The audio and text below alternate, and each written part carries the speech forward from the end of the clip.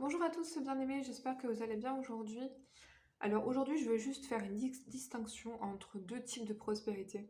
Nous sommes toujours dans l'introduction, on parle de la prospérité, et on va parler de deux types de prospérité. Il y a la prospérité qui vient de Dieu, et donc par opposition évidemment, la prospérité qui vient du diable. Et comment on peut reconnaître ces deux types de prospérité, comment on peut les distinguer? Proverbe 10, verset 22 dit « C'est la bénédiction de l'Éternel qui enrichit, et il ne la fait suivre d'aucun chagrin. » Donc quand Dieu nous bénit, et là je parle de la prospérité, quand Dieu nous bénit, eh bien ça ne nous apportera aucun chagrin. Ça veut dire que la bénédiction du diable, parce que le diable peut également nous bénir. Je prends un exemple très simple, il vous donne un travail, vous gagnez beaucoup d'argent, mais vous n'avez plus le temps de lire la Bible ou de prier, vous n'avez plus le temps de voir votre famille, de prendre soin de vos enfants, mais vous êtes riche.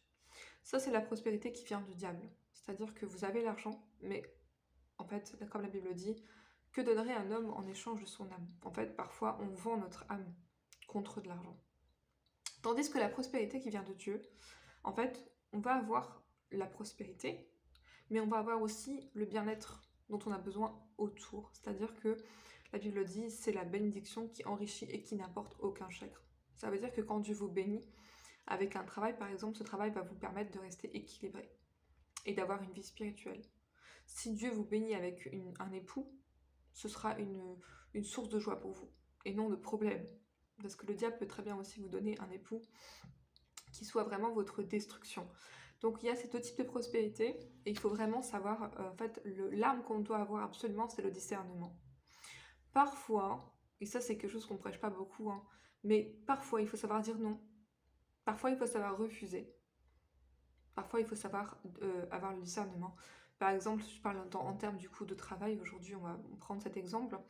Si on vous propose un emploi qui gagne beaucoup d'argent, que ce ne soit pas le seul critère. Regardez si vous aurez également le temps de faire ce que vous devez faire autour. Parce que vous savez, il n'y a pas que l'argent dans la vie. Donc nous les chrétiens, on doit avoir une mentalité différente que celle du monde. Et donc on doit être équilibré. Dieu est capable de nous bénir et qu'on puisse aussi demeurer équilibré et qu'on puisse s'épanouir en dehors du fait de gagner de l'argent. Donc il faut vraiment avoir la sagesse et c'est une question de choix. Mais retenez ce proverbe 10 verset 22, c'est la bénédiction de l'Éternel qui enrichit et il ne la fait suivre d'aucun chagrin. Gloire à Dieu.